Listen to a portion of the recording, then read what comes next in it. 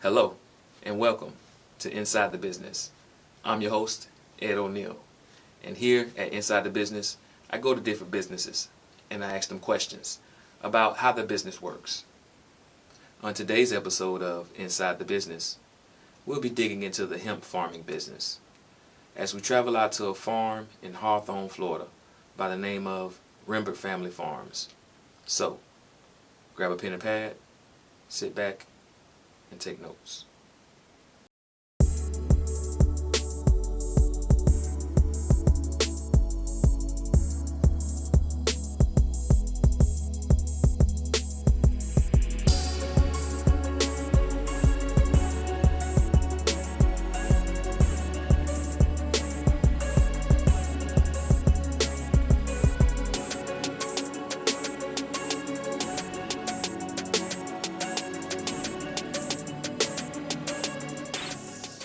So I started Rembert Family Farms last year. My parents are farmers. My grandparents was farmers. My great-grandparents was farmers. So I just wanted to keep the tradition alive. Also, I saw the need for more organic stuff and more healthy eating. So I just found the perfect opportunity. I went and I bought 5 acres in Hawthorne, Florida, and I started the farm from scratch, and I've been going strong since then. We mainly focus on poultry right now, but we also just got our first season of hemp under our belt, and that's mainly our main focus of late.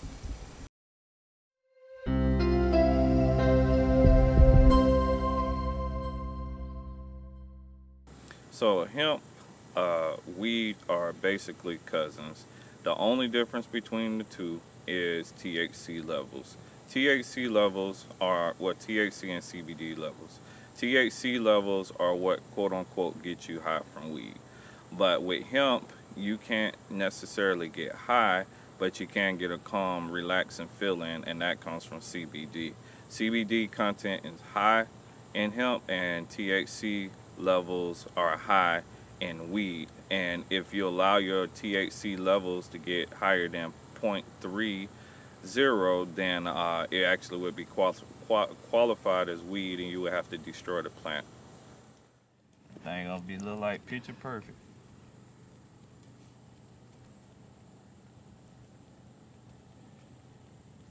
It grows so fast too.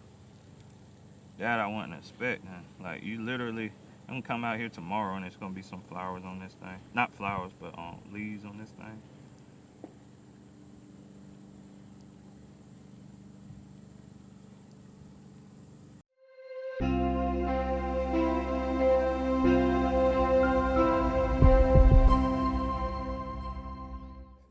You actually can't even tell the difference. You looking at them, they smell the same, they pretty much smoke the same, they eat the same, they look exactly the same.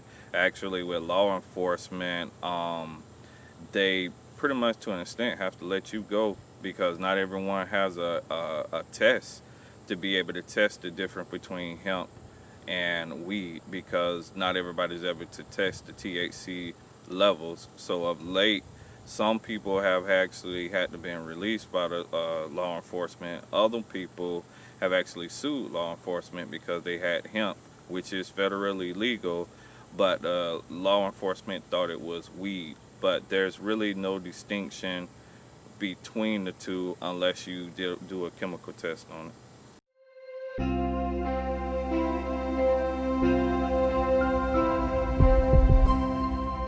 As long as you have a license to grow in the state of Florida or whatever state that you're in. I think there's only like 38 states that are approved by the federal government to grow hemp, and I believe you can purchase them in all 50 states.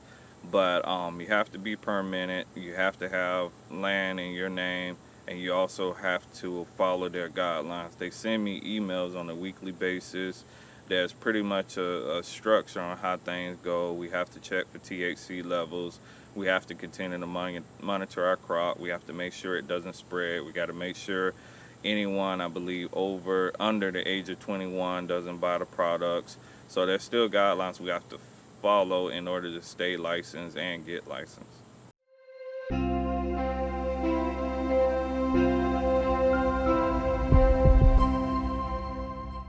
short story. George Bush, the senior George Bush, got into a plane crash in, I believe, World War II, and he used a parachute. The parachute saved his life. The parachute was made out of hemp. Hemp is good for bacon products. It's good for feeding to chickens, good for feeding to animals. You can make cars out of it. You can make houses out of it. You can make paper out of it. You can make those sorry straws we got in Alachua County. You can make hemp out of those. They're a lot more solid. You can make skincare products. You can make soap out of it. There's 50,000 purposes of hemp, and we've been using hemp for almost 20,000 years minus the 100 years where they made it illegal. So hemp has been around a very long time. The actual original text of the Bible was actually written on hemp paper. So there's really countless uses for hemp.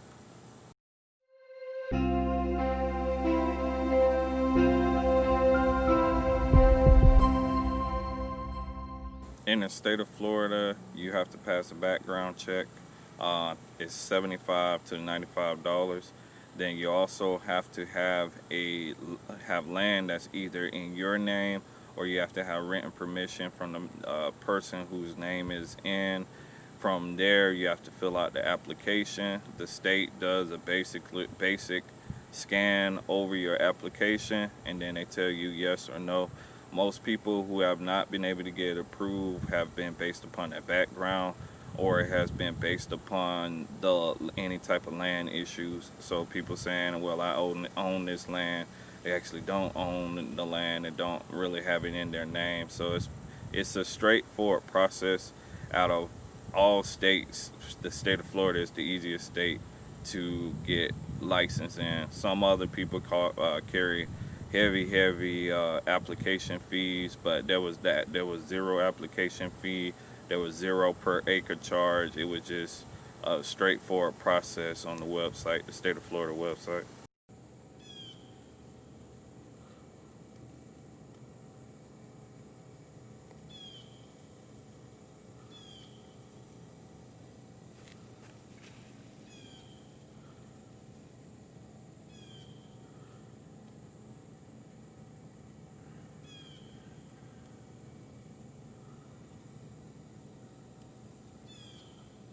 A lot of these was gonna fall off anyway, but now I can focus his energy on growth instead of pushing out the dead stuff.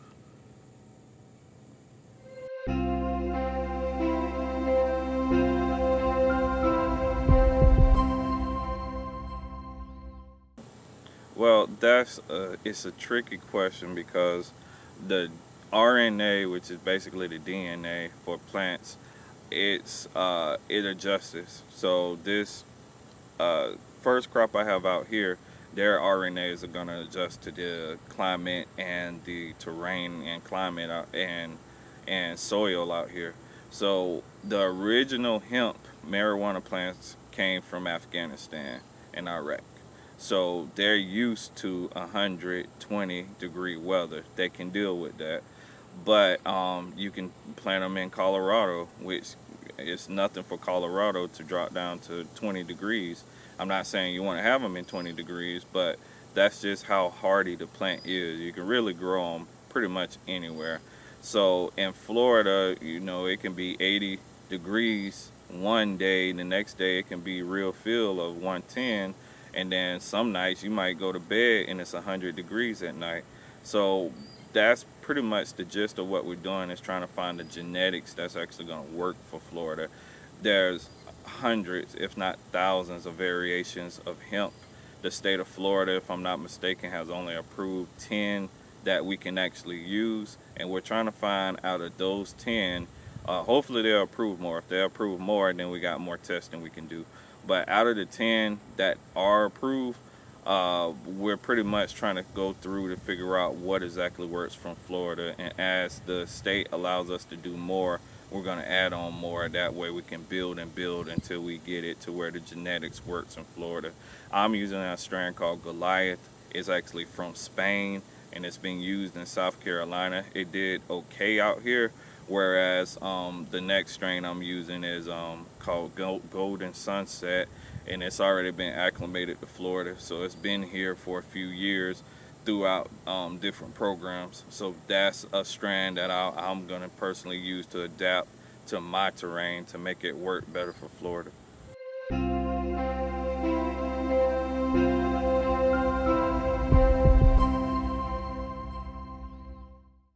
When you get a plant or seed from a whole nother state or country, it's called a F1, and what it means is that it's first generation there.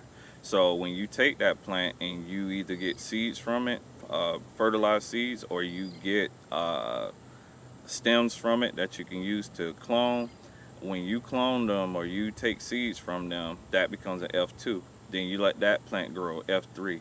Then that plant, many people say it only takes a F4 to fully be stabilized, but other people who have been doing it for years, like up in Oregon and Colorado, they believe a F8 or a F9 is going to make the hardiest of plants. So realistically, Florida probably has a solid year to 2 years before we are going to be close to an industry leader, because we still have to get the genetics completely down. It's still profitable and it's still working in Florida, so don't get that misconstrued.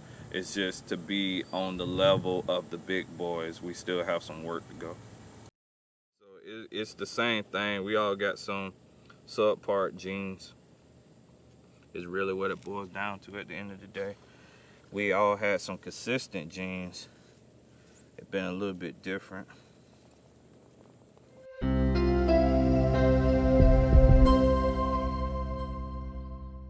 Well, the ideal, so hemp has almost a 6-month process. You have your veg time, which is usually 4 months, can be up to 5 months if you get enough sunlight.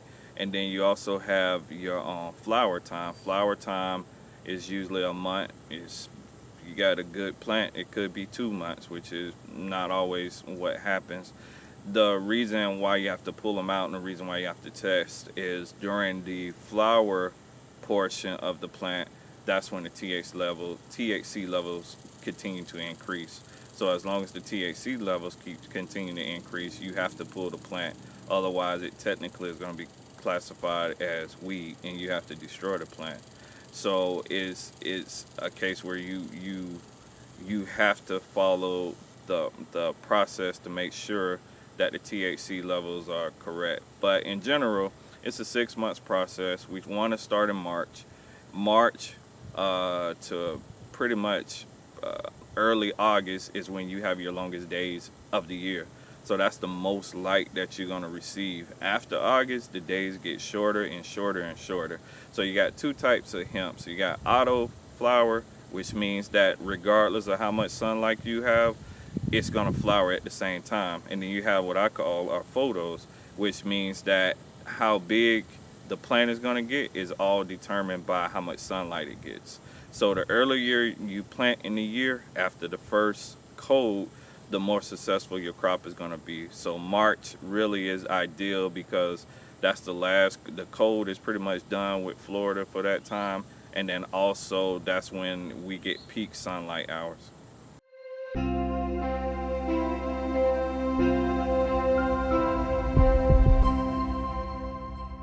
Well, the 2 hardest times, getting your field ready for planting, and then also harvesting are your 2 most labor intense time. After that, it's pretty much just almost like, I guess, babysitting the plants, because you have to check for pests, you have to check to make sure the plants are healthy, you have to crop them, you have to fertilize them. I use only organic fertilizers. You have to check to see if it's too much water. You have to check to see if there's enough water. So planting, getting the seeds in the ground or starters in the ground, getting your mulch layers down, getting your pipes down, you can do all of that in 1 week, depending upon how big your field is. After that, it's pretty much about an hour to 2 hours a day of routine maintenance to check on the plants. And then at harvest time, you pretty much can harvest everything all in one day, depending upon how big your field is. Now, after you harvest, it's not just a case where you cut them and then you just put them in a bucket.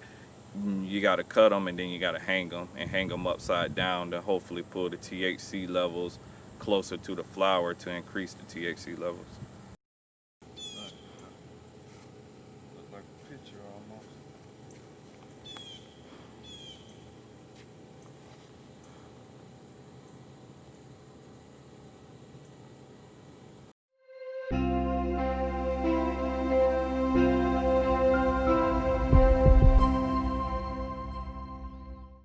Hemp farming is actually very profitable.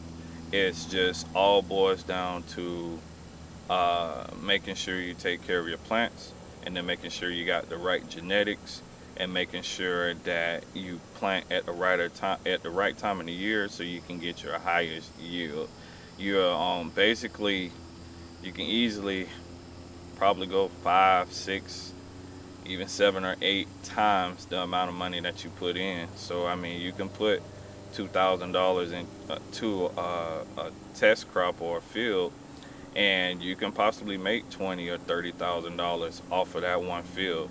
Which for a part-time, if you have a full-time job and you're just trying to make some extra income, it's not a bad idea. Versus the bigger companies or bigger people, you can possibly put $100,000 in and make $500,000, $600,000, but it all depends upon the quality, the quantity of the quality, the strands, because some strands might give you a quarter ounce, it might give you a quarter pound yield, other ones might give you a pound yield. So it all depends upon numbers and quality, and then also the market prices. So the retail price of flour is like $500 an ounce right now, but the lowest I believe it ever has been is $200 an ounce. The highest it has ever been, I believe, was close to like $1,200 an ounce. I mean, a pound. So it all depends. The market determines a lot of things as well to determine how profitable you'll be. But in general, the market has already crashed, and anytime something crashes, stabilizes after that, and CBD market is stabilized right now. So you can always look for wholesale $70 per pound on flour, but on the higher end, you're looking at close to maybe $250. What do you call this? What you're doing to it now? I'm just pruning. I need to super crop too. Super crop is when you pretty much try to level out the whole top. That way they can get the same amount of sunlight. But honestly, with this much sun out here, they get plenty of sunlight. So I'm not too worried about super cropping just yet. And I already cropped the tops one time to spur growth. Right now I'm just trying to strengthen the plant by getting rid of all the stuff that's not as strong. That's just taking energy away from the stuff that is strong.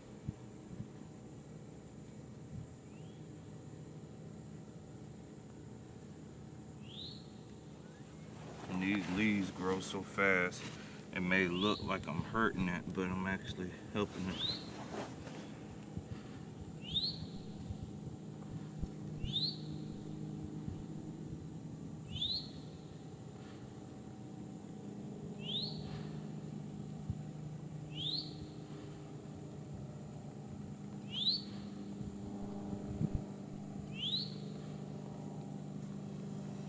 Short branches I should get rid of at the bottom, but I just more so want to see how they're gonna do.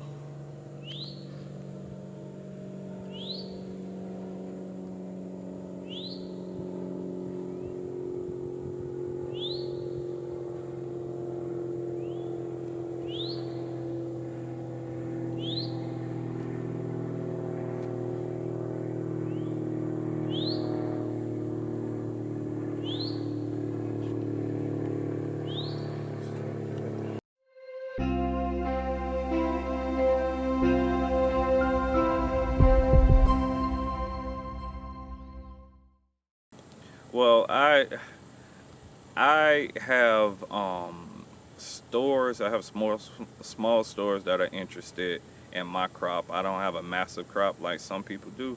So I have stores, then there's another main company in Florida that's basically saying we want to buy all your stuff. So not just me, but all farmers. So it all depends. I know there was a rumor they were trying to make a quote unquote farmers first initiative in Florida, kind of forcing everybody to buy Florida hemp first, but I don't know how true that is. But in general, you have storefronts, you have uh, some of the big bio companies, they will buy and they will turn it into whatever products, crude oil or just regular oil, or actually just make smokables, kind of like the stuff that you see at the stores. And then the remaining stuff they use for whatever needs they need for, be it liquid fertilizer, be in whatever process they're going to do with it.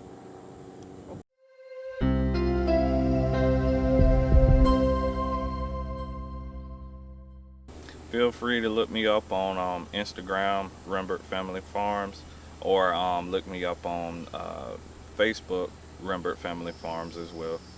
And then also you can reach me at rembertfamilyfarms@gmail.com. Hopefully, this inspires others to look into the business and to do business with businesses such as Rembert Family Farms. And if there's a business that you'd like to see on Inside the Business, go to www.KEPremium.org. That's KEPremium.org. And tell us your story. You may see a business that interests you. Hope you enjoyed the show. Thanks for watching.